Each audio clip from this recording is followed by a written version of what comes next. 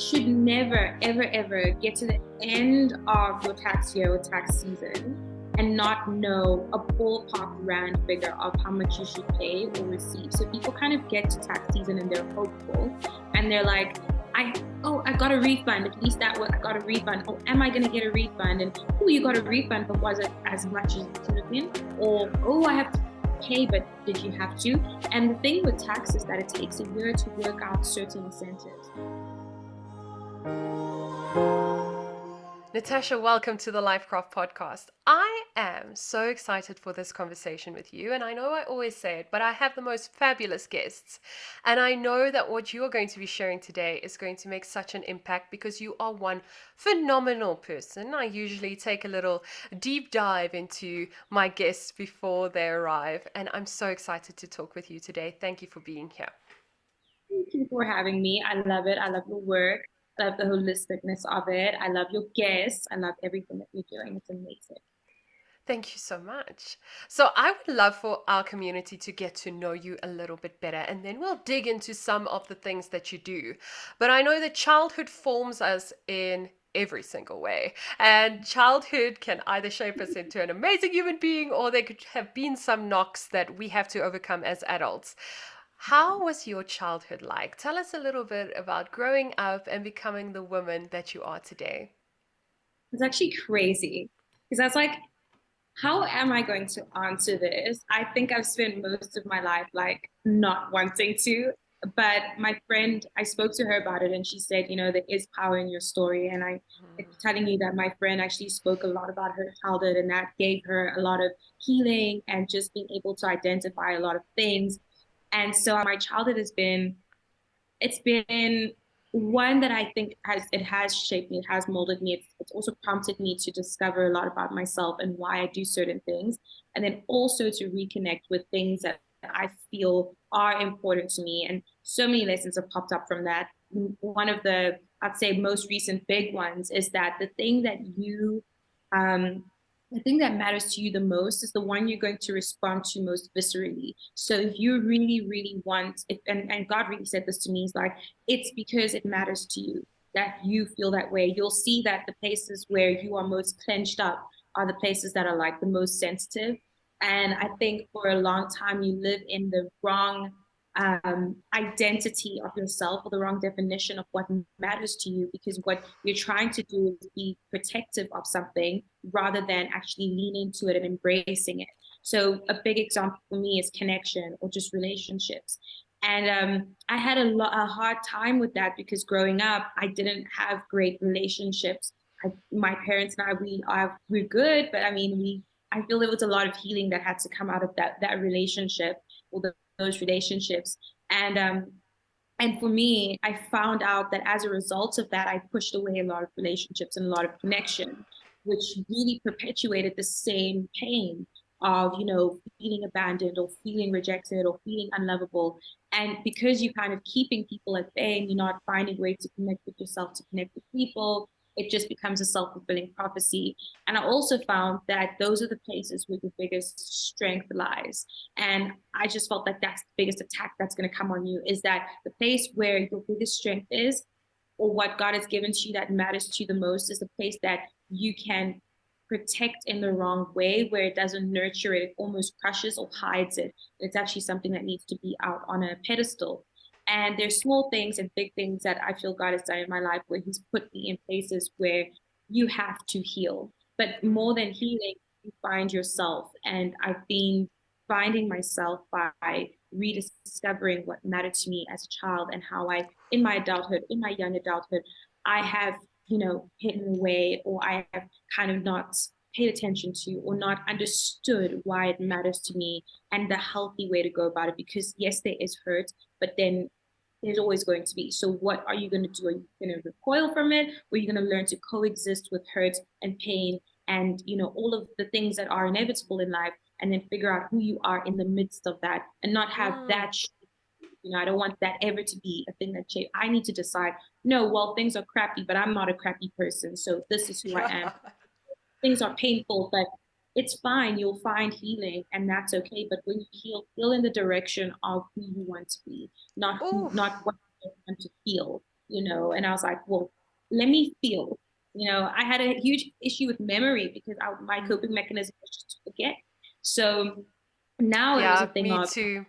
I had no memory. depression. I had no memory of my childhood until last year. You're Same. not Exactly. alone. That Yeah. is so crazy. I And I really just disassociated completely. It was too painful. My little being never got taught how to deal with big emotions, and so she just put everything away to stay happy and be the parent for the parent and just take care of everyone else, and I had to go revisit all of that.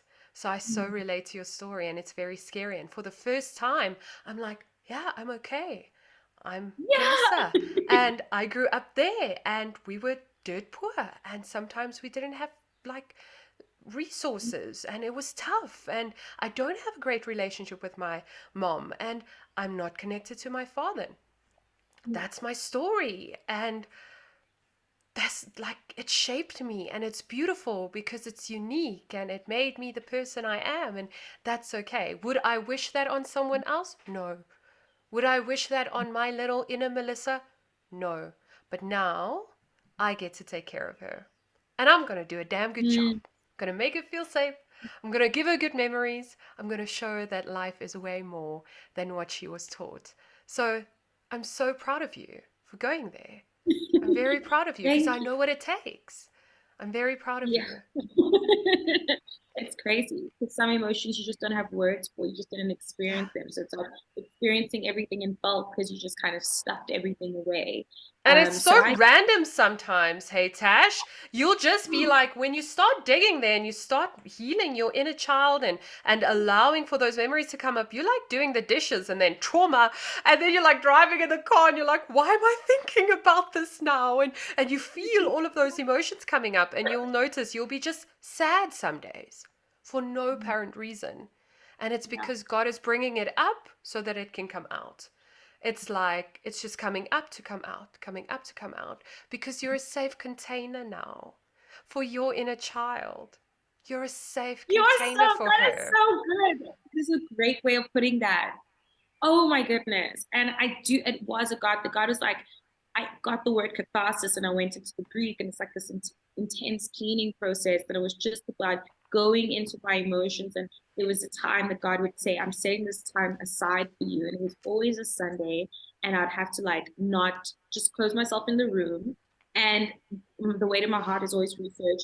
And he would give me just a word and I wouldn't know what it was. That's when I learned about the word repression. I was like, what is that? And I was just like, Ooh. Google it. And I read all of these articles and I relate to all of these experiences, and it kind of gives language to my experiences. And I'm like, oh, wow. And then something else would take over where I don't know what's happening, but I'm just weeping. And I would just weep and weep and weep. And I'm like, I have no idea what I'm weeping for. Mm. I've got the logical side. That's amazing. But this side was really just a takeover of getting it and cleansing it. And then I would be dead tired. I would literally move Mm. from that room to the bedroom and I'd just pass out for like 3, 4 hours. I would just sleep. And that was me just getting through a lot of things. And it's been a process. And I think it's the best thing a person can do for themselves. It is not comfortable, it's not easy, it is very painful, but Mm. you actually learn how to deal with that more and more gracefully the more you do it. And I'm just like, God, thank you. This is great. I It's love it here. beautiful. So, It's beautiful. So, tell us about one defining moment for little Tash, for inner mm, child, baby Tash, growing up. Where did she grow up? What was her life like, just briefly, and what made her the woman that you are today? little Tash, wow.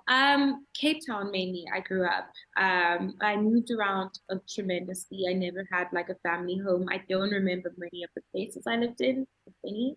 I can't give you like a street name or a tree or anything like that. I just lived in Cape Town. That's all I got.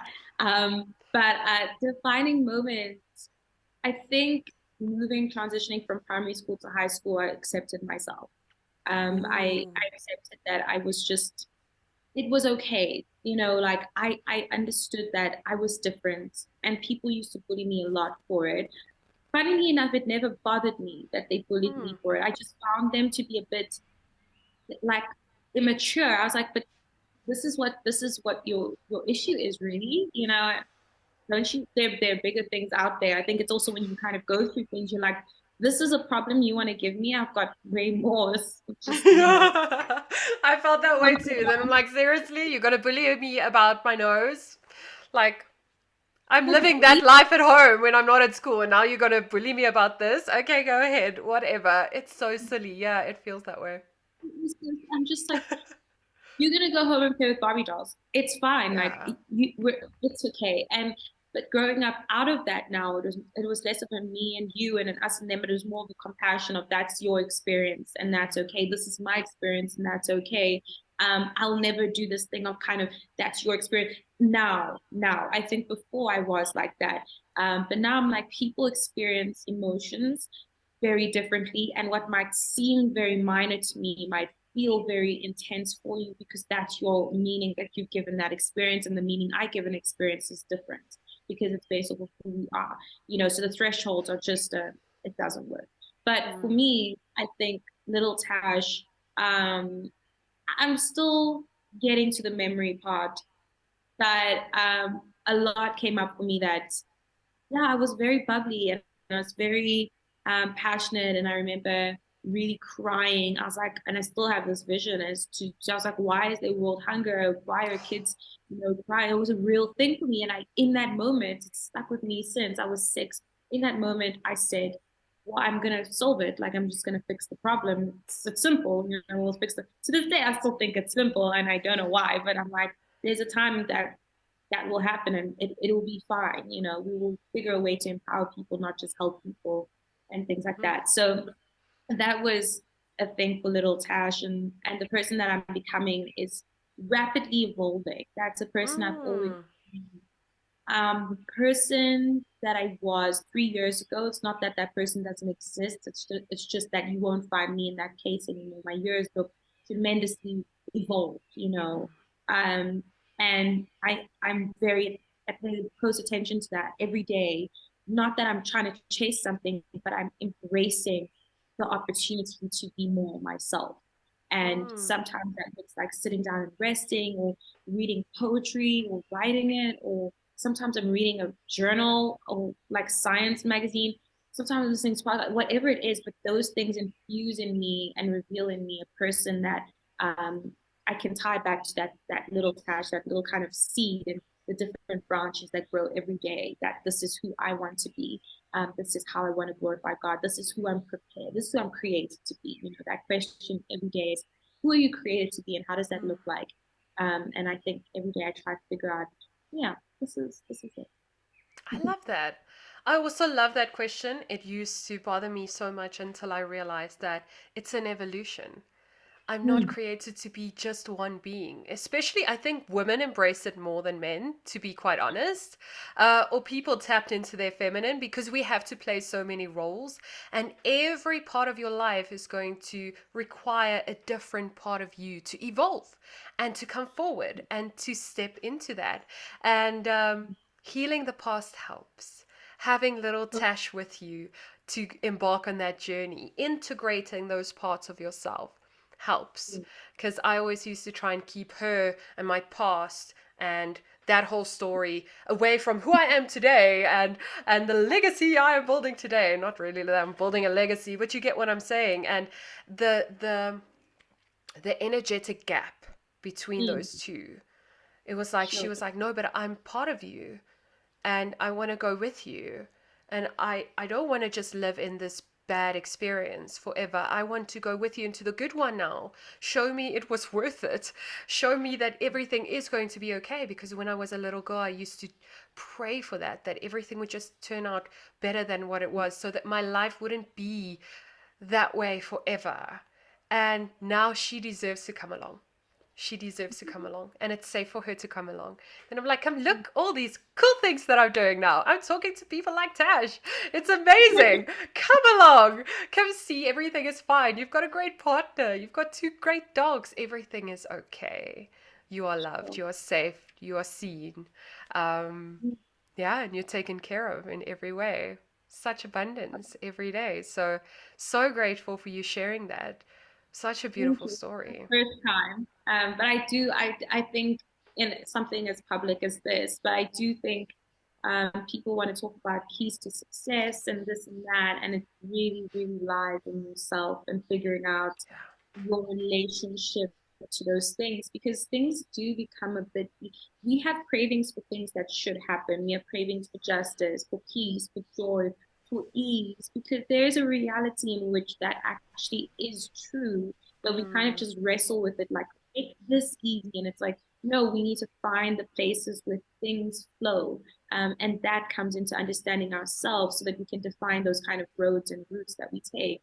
And I found that the more I wrestle, the more fatigued I become, but the more I cooperate ooh, and flow, the more energized and refreshed I become. And so even if I'm exerting myself more, I'm still more exerted, I'm still more energized. And you start to take these things as cues. I'm feeling tired. Where's the mismatch? Where am I mm, involving myself where my soul doesn't require to participate in, So those things, they then dictate the route of work you take. They dictate who you spend time with, where you spend time, and that dictates the opportunities that arise out of that, the conversations, and it just, it really, you cannot divorce the two. You have yeah. to figure out your flow. And that was God's word for me this year, and it's completely, it upended me because I was very structured, and that comes from a place Ah, of fear. Like, it's a place of absolute fear. If you told me go yeah. with the flow, I'm like, this person is just not focused. What time does the flow leave and what is the plan of the What are flow? you hearing? I was that way too. I was like, yeah, is the flow gonna get like in line with my schedule? Because then I'll go with the flow, then I've it's got a fine. spreadsheet. It's like, For the I put flow, it in a yeah. spreadsheet. I put it in. And God was just like, you need to leave the gap, like you said, leave the gap for the miracles. You're Mm, not giving enough room for me, not enough. Like, you experienced it, but I needed to be completely surrendered. And so the yeah. flow became in line with surrender and like really letting more of myself until when I say I surrender all, I really do. It's not Mm. just like, oh, but like on this day at this time. All you know, but I'm just gonna keep but this because I don't really trust you because I don't have yeah, a with the five-step plan for that goal. exactly, Yeah. recovery. So that's how I've kind of evolved and become myself. And I'm still becoming myself, but I'm very happy with the person that I am now. And it defines so much of what I do and who I spend time with and what I'm involved So, what I in. love about you and the business and the brand that you build is that you make complicated tax stuff really simple for us these days. Thank God, because I think it's not just me. When I hear the word taxes, I'm like, oh, oh, it's something, there is such a stigma around the word. And I was so happy to find you. I saw you on TikTok for the first time. Oh, And it yeah. was so refreshing. Yeah, before Adele connected us, I saw you on TikTok. And I was like, oh God, you make it sound so simple. You make these Yeah. really difficult concepts seem so simple for me. I was like, yes, I'm gonna go like I can do this. You made me feel that way when it comes to tax stuff. And I was usually just like, I need help. I need my accountant and I need my friends and I need someone's help with this because I just don't know. It felt overwhelming and there's a lot of stigma around it. So, how did you get into this business and how did your business evolve to a place where your brand is helping people with such great tax solutions now? Okay, so how I got to the business, I started 7 years ago. I actually, before that, I started straight out of high school. So, matric ended December, my birthday, Christmas, school. And then 16th of February, I start at my dad's accounting firm. So I started there and I get in there. Yeah, and so at school, I also had like these mini businesses, and my parents have always been in accounting. So I always used to do like data capturing for them and helping Ah, them. So after high school, I go straight into the accounting business and I get there and I'm like, everything's a bit of a mess. I think we need to make some drastic changes. So I had a lot of creative leeway because I was already kind of, I was learning on the job and I was learning from people who are obviously older than me and they had children and this and this. But one thing my dad always used to say was, information commands authority. It doesn't matter how old you are. And it is true, you know. So I ended up, because I'm a very like studious person, I ended up kind of, I'm also very practical. So I got to learn things very quickly. And then I also got to innovate on them very quickly.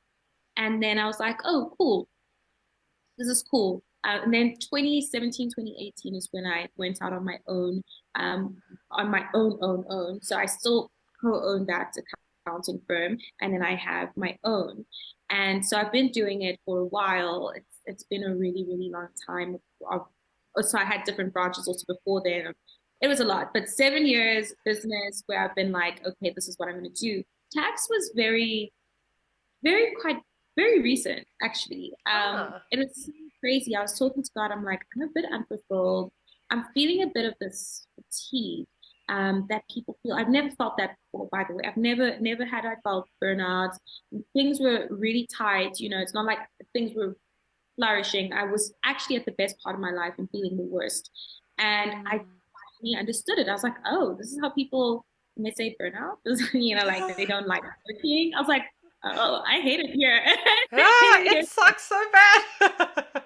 Oh, I was like, this is real. I was like, I was sympathetic, but not empathetic. I was like, oh, that sounds horrible. I'm like, they maybe just need to like not feel that way. I don't know. And I then always after used that, to I think felt like, you need a vacation. And then I was like, I had burnout. I took a vacation. I'm like, oh, this is not it. This does not help. A vacation does not help for burnout. So, that's how what did it's. that evolve? Yeah, and so I was crying out to God. I was frustrated. It was 3 a.m. and I was like, I can't do this. Things are not working. You know, I had to find my biggest client. We had very ethical, you know, differences, and I'm like, things are really rough. I don't know what to do. What should I do? And God was like, I'll never forget it. He's like, make the TikTok video. And I was like, TikTok. I don't even know how to use TikTok. I had to YouTube how to use TikTok. I Oh, don't know how, I didn't know TikTok was like not in my periphery. And I was like, I don't want to be the face of my company. I don't want it. Like I don't want to interact with people like that. Like, can't I just get someone to film stuff? And he's like, make the video. And I was annoyed. And I was like, fine, I'll make it when I wake up, because the one thing I don't do is waste time. And God says something. I was you like, go okay, do it. fine. Yeah, I wasn't excited. I didn't think anything would come of it. I was just like, well, I was like, whatever, God will do. I don't know. I wouldn't have expected what happened to happen, you know. Yeah. And so I woke up at like 6, 7, and I did it, and with the whole video situation. And that's where the tax thing came up. That's where tax with tax Ah. actually rose. Which is like 5, 6 months ago. Like, sure, I'd be doing these things, but in my mind, I'm like, this is so simple. Everybody knows this. Why would I make videos about stuff that everybody knows? Like, this is not even going to be a value add. I'm going to be wasting my time, you know? And God was like, no. And as I made it and I conversated with people, even my friends, I was like, you guys don't know this, but it's like, and I was like, oh, and I got a deep appreciation for empowering people with information, with Mm. empathy. Because I was like, people really don't know this, and people are also afraid to ask. That's why I don't know that people don't know this, because people just, they're like, tax, you know, they I kind of really ask themselves. think like I feel stupid not knowing this. And then I always have to remind myself of I am not an expert in this. It is a part of my No. life that I need to fulfill because it's part of being human on this earth. And there are rules and regulations like gravity, we have taxes. So I need to fulfill that. It's something bigger than me, but I don't need to be an expert in it. But that doesn't mean I need to shy away from it or ask the right questions or say, Natasha, I don't have a clue what I'm doing. I don't know what to do. That's fine. But it's amazing that you realize how many people feel that way because we do. And I think after this episode, so many people are going to tell you, yeah, we were just too afraid to ask because it feels Yeah. like something you should know about or something that not a lot of people talk about. Maybe that's why we Is we it? we should have more conversations around it. Yeah. Exactly. I think people, whatever is money related, people are always Mm. afraid they're doing it wrong. And they're always afraid to ask because they don't want people to see how badly they're doing it. And it's so crazy because most of the most afraid people are usually the ones that I find are like actually doing a good job or good job. Yeah. But more than that, I'm like, it's a mess that I'm kind of called to clean up. Like, that's what I Yeah. do. And the worse it is, it doesn't like It's not like I'm like, oh, this person, oh, how do they not know? I'm just like, Yeah. oh, let's like a Monday. It's just like Yeah. it's what it is, and let's fix it, let's sort it out, let's talk about it. But the more I'm making these videos, the more people have the courage to say, I actually didn't know that, or I that's why I always in my videos leave the question or ask a question, because you can and it's okay. Mm, And sometimes it's hard to give a straight answer because it's all nuanced and I'd need to know more context. mm, But to the best of my ability, I just try to give people at least better questions to ask, even if I can't answer it all. Now you have a better, you're like, oh, I didn't think about taxes in this, I didn't think about mm. think about taxes and gifts and all of those types of things. So yeah, asking better questions. And so it also, that's the fun part about like life and just finding your path type thing. Cause I love exploring cultures and I love exploring Mm. different things. Always asking where am I from? Such a long, complicated answer. And I'm like, I only speak English. I'm sorry, is what it is. And it's like there's so many different, nuances, and Yeah. taxes just touches everything. So whatever anybody's going through, it probably create some sort of tax event or something to think about in terms of tax. And so I end up just like having those conversations with people, but more on a digital platform now. More Love of it. that is happening instead of just, once in a while with my clients, and they sit down, they're like, wow, that was really good. I feel like that's the biggest thing. They just relax. They just, and Yeah. I'm like, that was stressing you out like that? Yeah. How people get like super stressed out about these things, because I'm like, not Numbers. Oi. that. Yeah. No, Yeah, and I'm like like, I'm one of those people. I stress I out. couldn't do high school accounting, honey. My Yeah. friend used to sit with me, Amy. She was the best friend that I ever had because she would sit with me like with things and then we'd have the accounting and she'd be like taking sweets and showing me, Yeah, okay, this so is how good. you do it and this is how it works and we take that sweet away and it was like grade one grade one maths that she was trying to explain to me with the accounting, but that was just not my forte. I was like creative and art class and music and all of that stuff, and I would be like, yeah, sure, I'll remember it for the exam. I did not remember it for the Yeah. exam. I had to drop the subject. It did not go well. And till this day, I know I still have some blocks because Mm. it makes me feel stupid. And I think there are a lot of people out there Yeah. listening to this that feel stupid if they don't understand numbers. We want our businesses to thrive. We want our taxes to be well handled. We want to be really well performing citizens in this world. But when it comes to this one part, it can be scary. So I relate. If there's someone listening like that, just drop a comment because I relate to that. I feel dumb when it comes to numbers and taxes. And it's such an important aspect. So I'm so grateful for people like you. And that's why I love Adele Barnard as well, because she makes money conversations so easy and you make these tax conversations so easy. So the next question I've got for you is, what is one thing you wish more people would understand or knew about taxes? You can plan for it. So it's Oh, not, oh. yeah, you should never, ever, ever get to the end of your tax year or tax season and not know a ballpark rand figure of how much you should pay or receive. So people kind of get to tax season and they're hopeful and they're like, I I got a refund. At least that was I got a refund. Oh, am I gonna get a refund? And oh, you got a refund, but was it as much as it should have been? Or oh, I have to pay, but did you have to? And the thing with tax is that it takes a year to work out certain incentives. So you can't just always do it, the day before, the week before, the month before. So when I do the Ah. tax consultations, we have a verbal conversation about it and we I present certain options, people explain their context, and I'm like, okay, what are you going to be doing for the next year? Are you buying a house? Are you immigrating? Are you wanting to invest in property? What is it that you want to do as a person? And are you wanting to do solar energy? Just things like that. And then we have the verbal conversation about the tax rates and things that are applicable. But further than that, if people take it up, we do a tax plan, which means you get a PDF roadmap of your situation, defining it for yourself, and then move on to the types of tax situations. And then we do the complicated number stuff and we have like a literal calculation. So this is what is expected, this is what we apply, this is what happens, and this is how much you're going to be paying roundabout if you stick to the plan, or this is how much you're going to be receiving roundabout if you stick to the plan.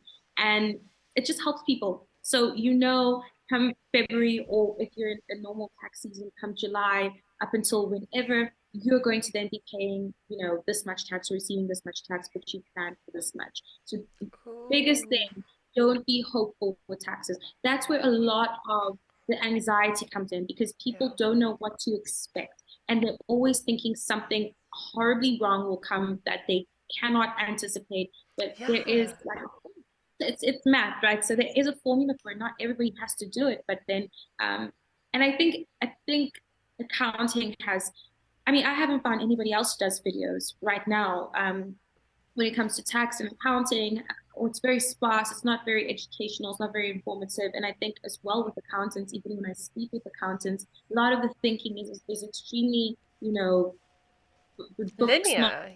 whatever, Yeah. linear, and you're like, but people's lives are dynamic. This Yeah. is very important, evolving conversations about tax, and to understand the rand implications. So cool, tax exists, but as a rand value, what does it mean for you as a person? And it's fine. We have conversations with friends, and usually friends' lives are very similar, so you can assimilate, so you can bounce off ideas, but sometimes they're not. And sometimes you Mm. need kind of that specific eye to say, okay, you could do this. So you have more options. And there are a lot of options, and there are a lot of incentives. And you just need to be able to creatively adapt them to your situation, but also knowing the legality around it. Oh, this is what the law permits. And I think Mm. also people are like, I have to pay tax, or it's two extremes. I'm always dealing with two extremes. Either I'm never paying taxes, SARS hasn't said anything to me, therefore I don't talk to me about taxes. You're basically going to jinx me. And or someone's like, I have to pay taxes all the time. My one client, like, I remember, like, whoo, and I got him back, well, he's still getting more money back, but I got him back like a half a million in Oh, overpaid taxes, because he had overpaid years before. And I just took one glance at it, and I was like, yes, this is correct, sure, but it could be correcter. Like, yeah. more that you could do to make this more. So I took his stuff, and I was like, cool, you qualify for this portion of the act. And he's like, what? That exists? I thought there was only one tax rate. And I was like, no. And we sat down with it. And he's an engineer, so he wanted to know for sure. And we literally went into the act where we were using words like ancillary and like those complicated things, but that's his appetite. And I walked him through it, and I said, this decision we're making is here in the law. That decision we're making is, you see it in the tax act. And he was pensive and tentative, and then the money started coming in, and then he was like, Ooh. okay, we're here, let's do it again. And I was like, this is the tax plan. So every year with my client, with him as well, next year he knows what he's paying for tax That's roundabout. brilliant. If anything changes, you can gauge it. Okay, if it goes up by 100,000, this is how much you need. So you can plan for it.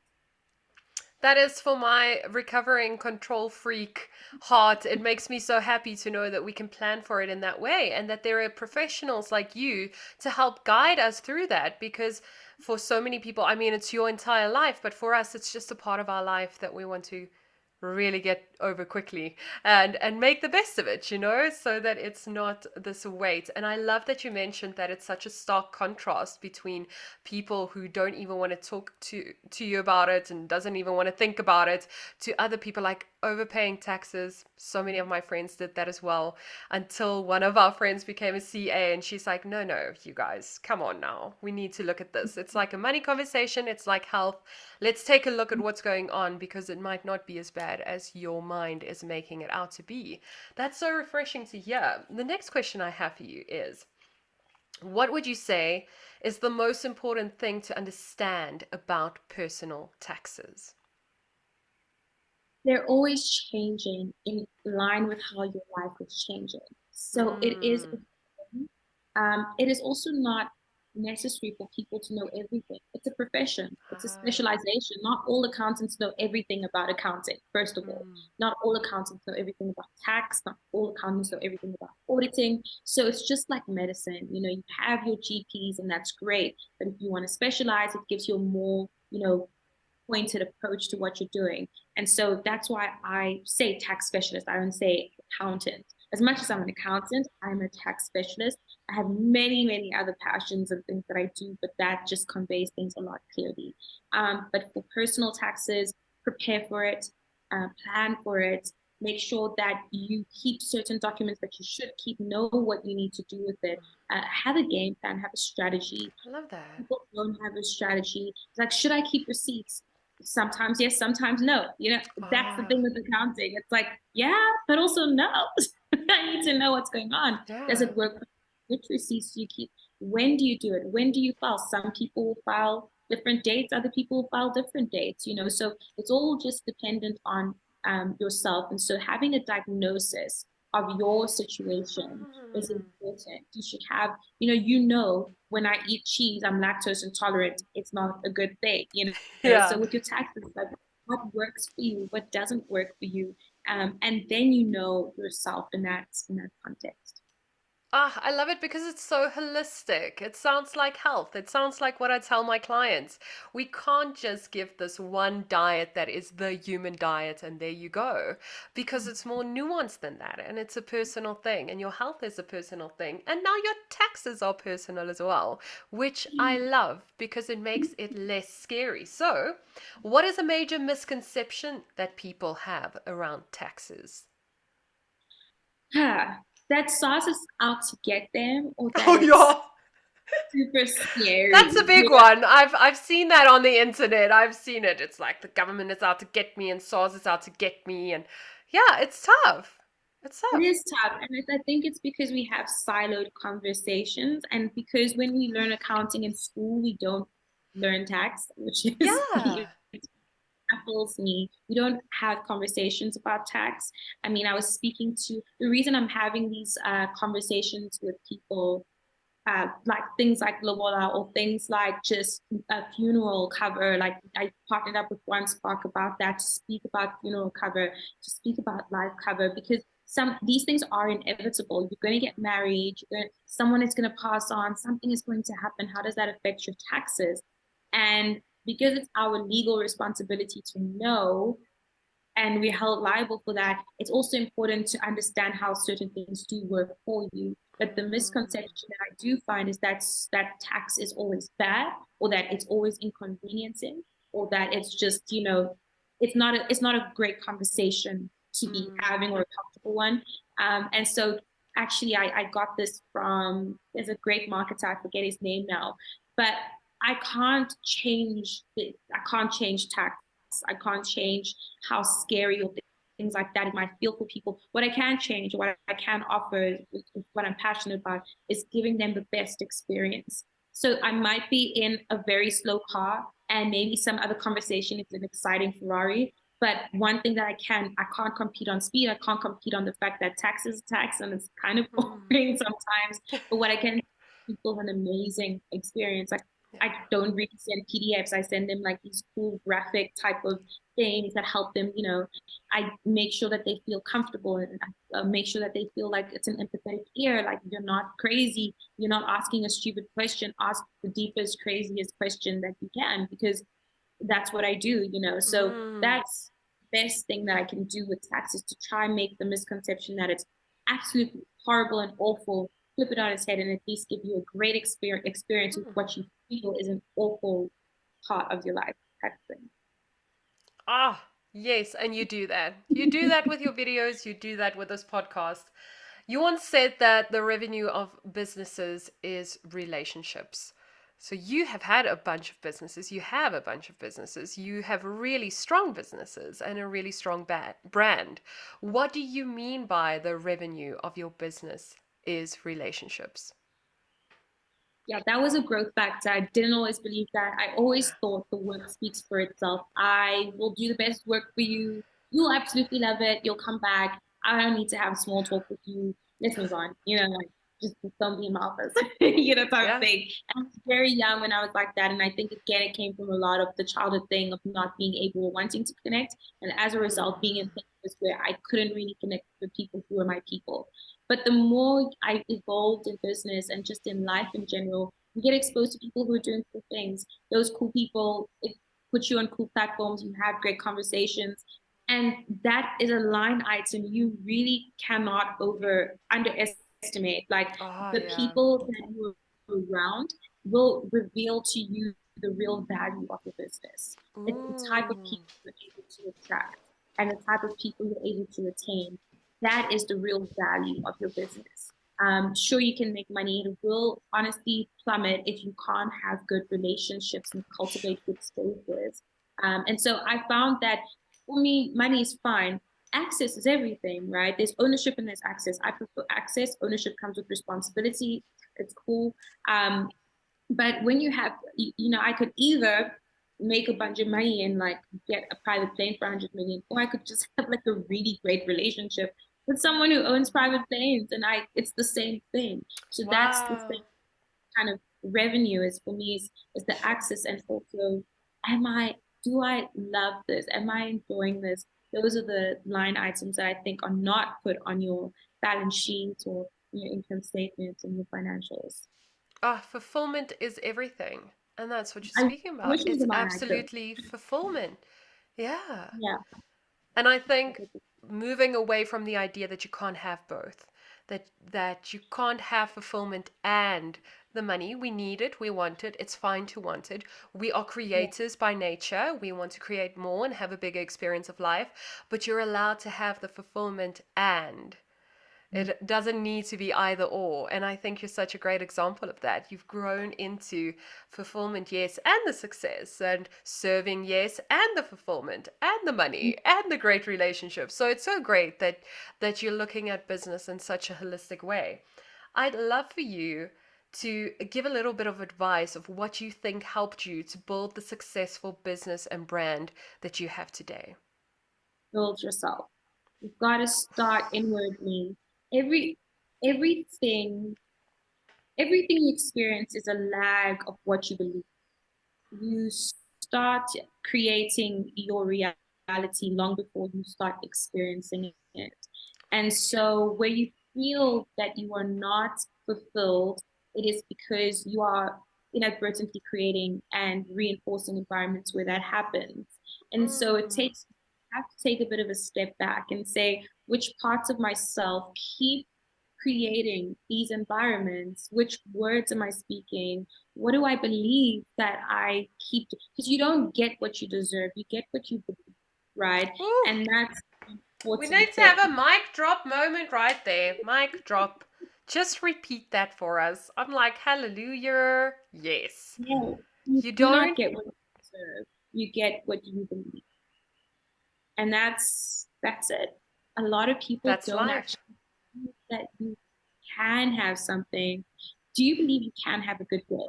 Start there, small. Or do you wake up like, oh, this is really crappy and like, okay, everything can be exactly what you're saying. It can be absolutely the worst combination of elements that could ever exist. But do you still believe that you, in spite of, can have a good day? Do Mm. you believe, not despite, no, in spite of all that is happening, I can still have, or want, or experience goodness? I just walk past and it's like my favorite flower. I haven't seen it in forever. Can you hold on to those moments? Are you alert or attuned to those moments? So it really starts inwardly because that's the mechanism of being able to identify opportunities. Opportunities are clothed in problems. It's a problem that you feel passionate enough to actually solve. And so it's the same Ooh. thing of like, okay, videos, right? Like I had no idea where to start. I knew it was gonna suck. I'm just used to life doing like that's how life works and learning curve. Yeah. I knew my first video wasn't gonna be great. Like I was like, that's fine. That's life, right? And I'm just like, I didn't come at it with like the best attitude. Like, I love TikTok. I love videos. I'm like, TikTok is for like young people. I'm like, what the hell is I feel happening? that way too. And I'm so grateful for TikTok, but I'm also like, oh, Lord. Ugh, They're going to like, say I'm old. They're going to say I'm a millennial. And I am. And I like it. Leave do I have to me. stop dance? I can't dance. Like, what's gonna happen here? I just had like Neither can I'm so I. right, like it's just I'm like, what is happening? It does not look pretty, and I was like, I don't want to put that out there. But what I found was just like being able to see the goodness in them. So you can fully acknowledge it. You can coexist with many emotions and Mm. decide to act on the one that is is you, is the That one you that builds the choose. reality that you want. Yes. And coexist. It's fine. You can acknowledge it, you can feel it, you can express it, but what you do about it, that is, Viktor Frankl said, the gap between stimulus and response, that's your responsibility. The gap between what you experience and how you respond to it, that's the determining factor of your character.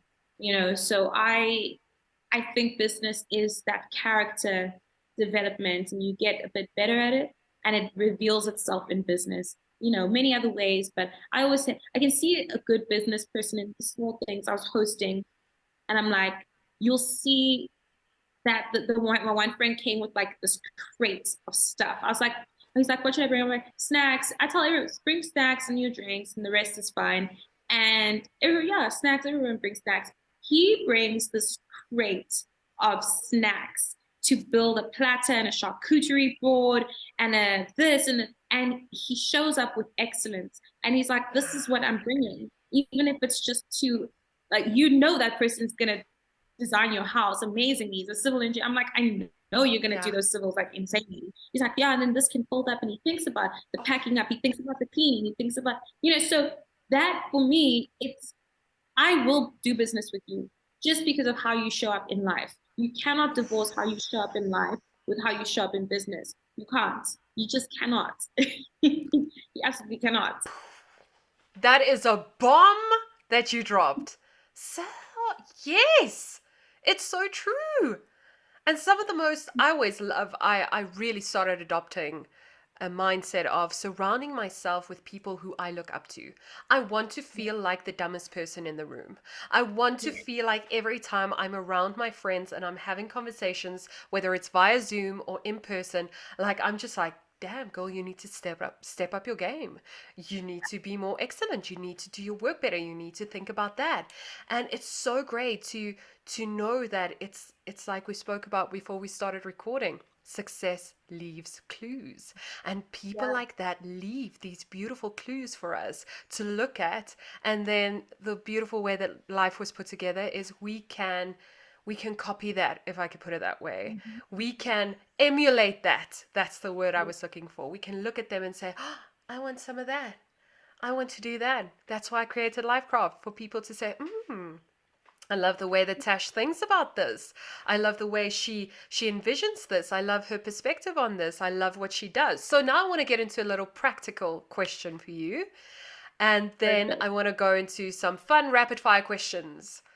And then I'm going Um, to have you back for a yes. really niche talk about taxes, I think early next year.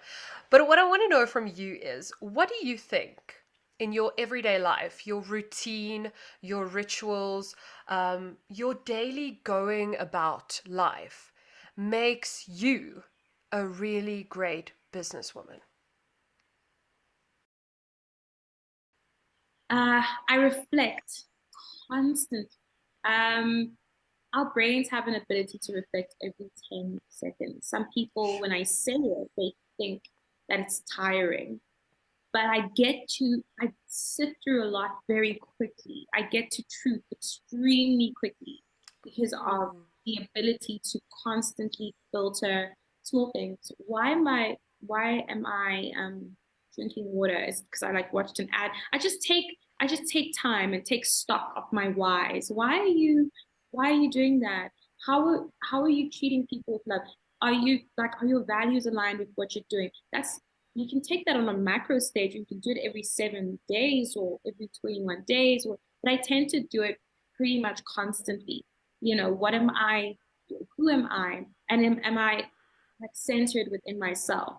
I introspect insane an insane amount because I realize that it doesn't feel like that, but I realize that when I start to unpack a thought that took me was just like that, like my brain just Mm. had the thought, and I start to unpack it to people, and it's like I'm still talking about it, I'm still going. Like it seems like a lot happened in that micro space, which I love it because in my mind, it's like time is compressed. I can have an intense thought with many, many, many, many different thoughts that started with a question I asked myself. Oh, And I have these yeah. intense thoughts. and it just was compressed. Whereas when I talk about it, it's like I'm spending 30 minutes talking about something that I thought about walking up the stairs, and it just all came and like revealed itself to me. Which I might have to attribute to the fact that when I was younger, I used to cry out for wisdom. I literally used to just pray for wisdom so much, and like it's always just a thing for me is to pursue wisdom. And so every day I think and I ponder and I align and I grow my scope of giving language to certain things, because if I'm like, I really want to be more intentional, what does that mean? Do you have language for that? What does it do in your brain when you do that? How do you do that with Mm. people practically?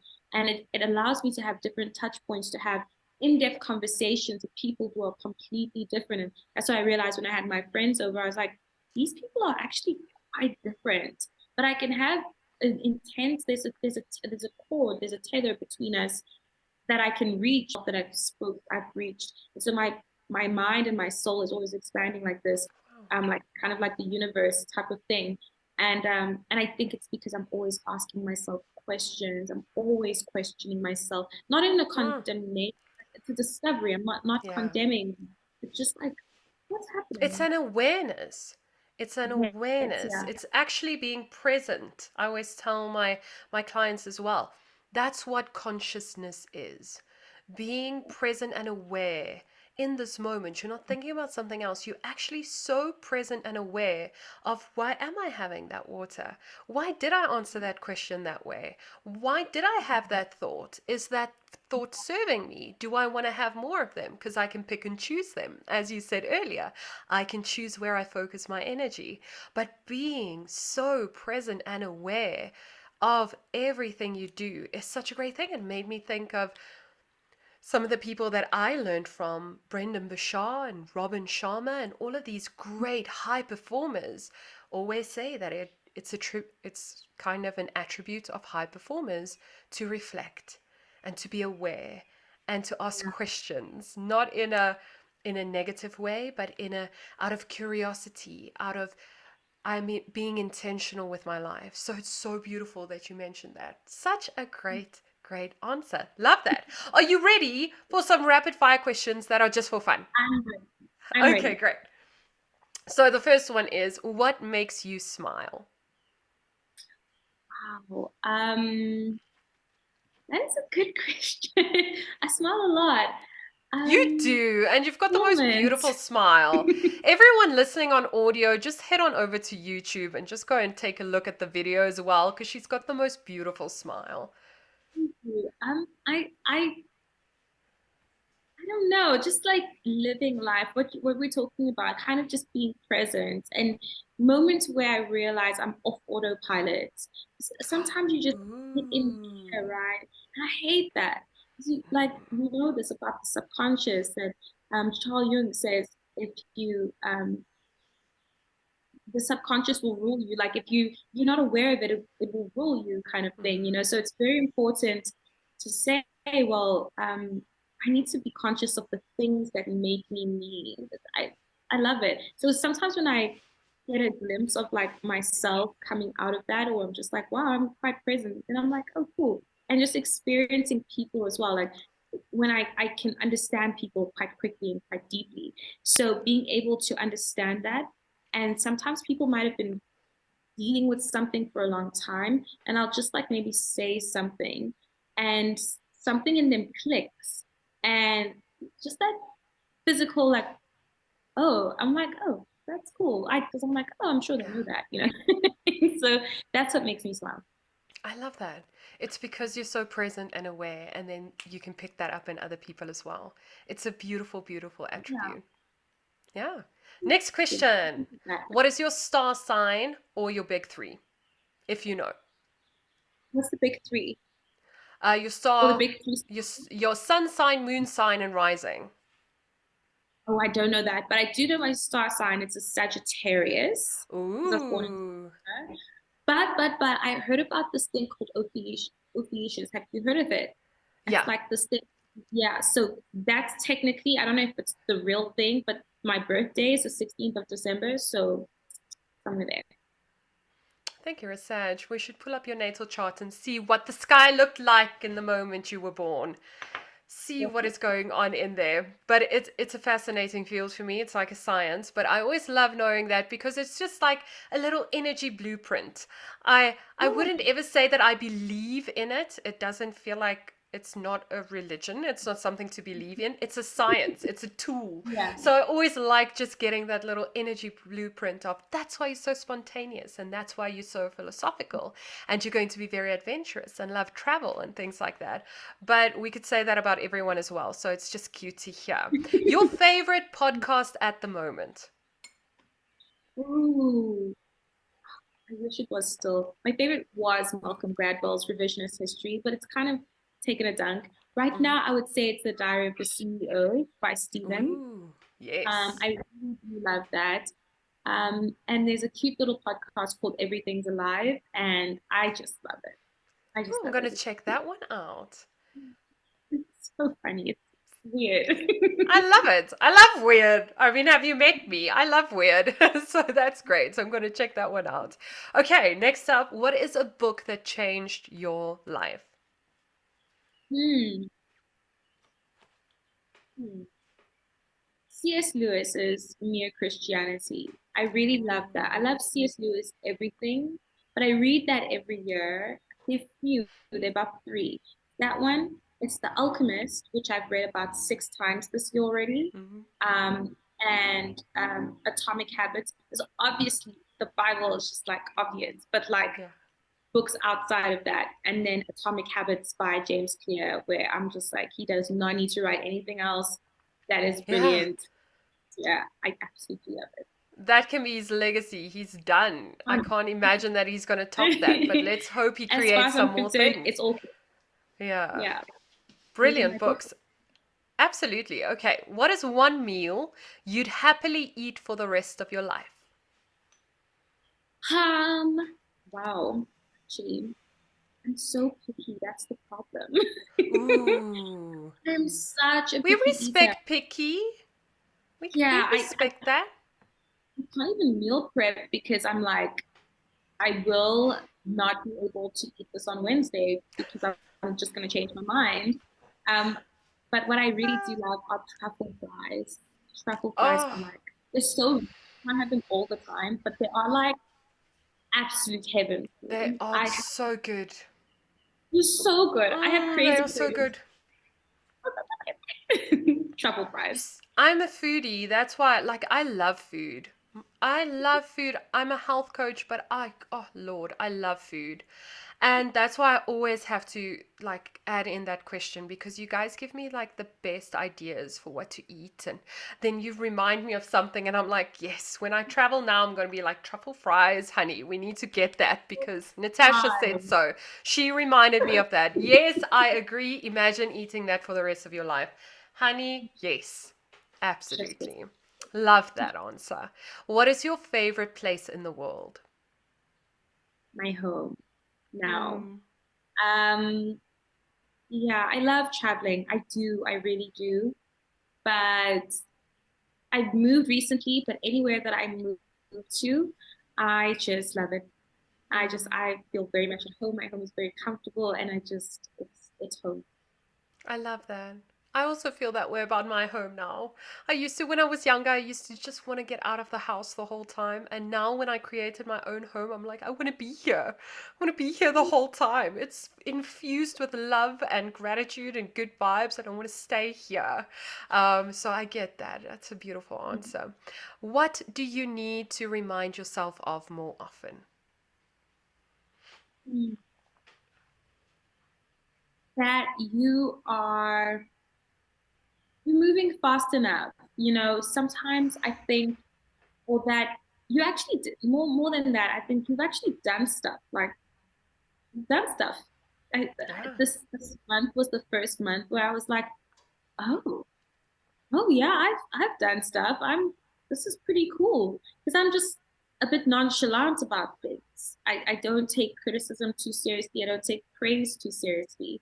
And I kind of define how I feel about myself, but that also means that I don't really I'm just like, yeah, cool. I did. Yeah, it's cool, it's whatever. And I never have like an emotional reaction to up or down. I'm just kind of x-axising it. And I'm like, yeah, I appreciate it. I'm like, that's pretty dope. Like, I appreciate that. But like from my personal participation in it, I'm like, I don't have any kind of emotional reaction to my identity as it Mm. creates this thing or as that reflects what I created.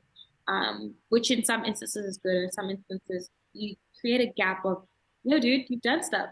That's Yeah. pretty cool. And celebrate that. Like, but really, so my friends are like, wow. And I'm like, yeah, thanks. And it makes me a little awkward. Like, I get really awkward. I'm like, oh, it's it's not that great. Like, I feel like if I was even a president or something, I'd just be like, yeah, it's cool here. Yes, we just do the job and we have a great time, meet cool people, and I never know how to turn that attention inward or that appreciation inward. I'm like, everybody's great. I'm celebrating. I'm going crazy for everybody. But inwardly, I'm still like, yeah, you did good. You did good. Mm. Yeah, you did You good. did good.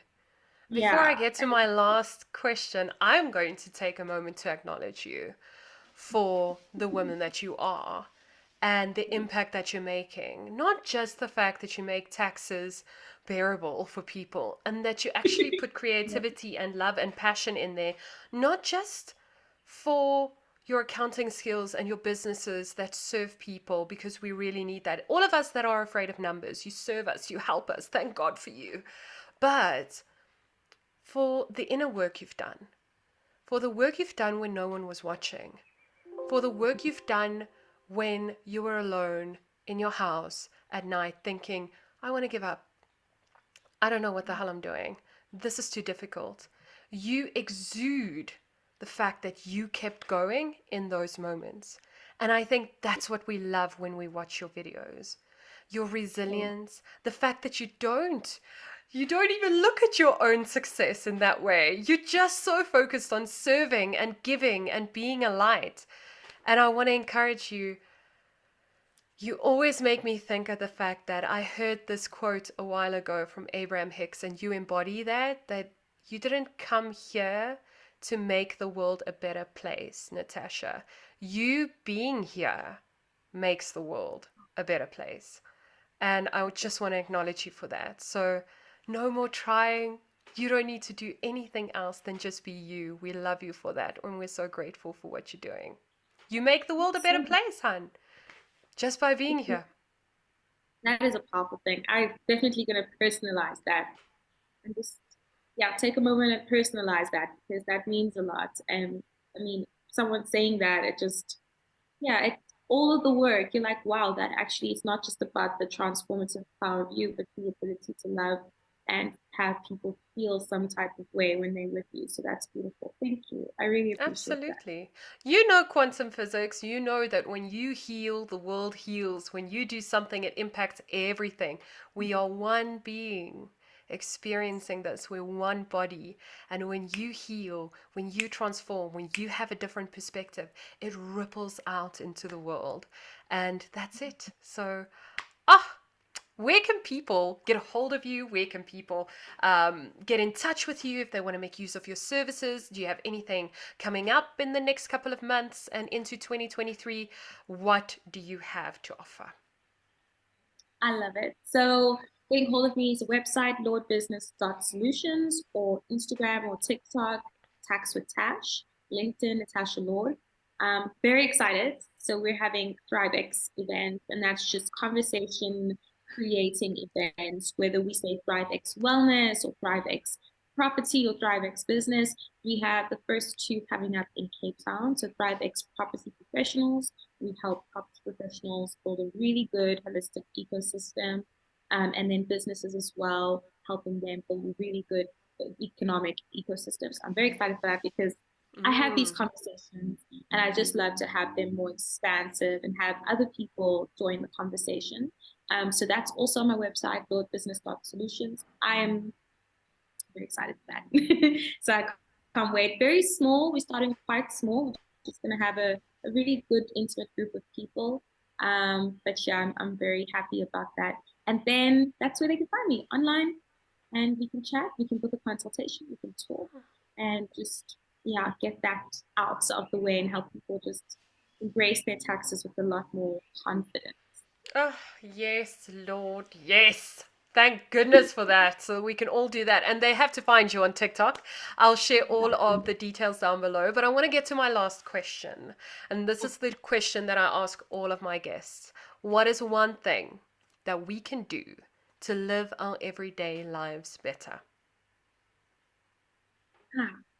Be more present or intentional. Um, Hmm. find out too late that there's certain things or places that are not serving them because they don't take the everyday cues. We bear too much and we don't ask questions about why we are not comfortable or happy or this or that. Sure, life has that, but the moment you're experiencing that internally, you something you value is at risk. And it's important to figure out what you value and how you can have a relationship with the stimulus and how you're going to respond and who you want to become. That only comes with asking yourself questions as quickly as possible, as often as possible, and have a conversation with yourself. Those are conversations, internal conversations, and it helps you just take a journey of finding out answers, because it doesn't happen like, why am I sad? Getting deeper. Is it sadness? Is it sense of loss? Mm. What am I really feeling? Which again, I was not at all an emotional person. Like if you could, if oh my goodness, I was like the most like hard, just emotionless person. And that there's a superpower in embracing and connecting to that, because it is a data point in terms of your soul to say, Mm. wow, something here matters, and I'm going to find out why. I'm going to ask myself those questions, and that's how you become better, because you just ask better questions, you get better answers, you live out a better life. Oh, so inspirational. And yes, be more intentional, be more present, be intentional with your life. That is Mm. one of the main things of your life. If you guys are wondering why it's a little bit darker, it seems to be load shedding. This is all linked up, but my ring lights weren't. So happy load shedding, people. But anyway, Tash, it was such a pleasure having you on the LifeKraft podcast. You are such an inspiration. I enjoyed your conversation. Thank you for what you do, especially for us regarding taxes. And I can't wait to see even more about what you do and the events that you're having. When I get to Cape Town, I will be there. I'm going to plan it. I will be at your events. I want to learn from you. I want to be immersed in your culture. It's going to be so much fun to connect in that way. And thank you. Thank you for being here. I appreciate you so much. Thank you, Melissa. Having you talking to you is amazing. I think one thing that you should know is that it's such a revealing process. It's such a space that I mean, I've had many interviews, but this is a great space to just speak and be free. And it was a very opening space. So that, kudos to you, because to do that means you've done that with yourself, to have and facilitate space. And sure, we spoke about taxes, but it felt so much more. So this is a great ministry, if you call it, a great gift, a great power. That is just, it's so appreciated. It's amazing.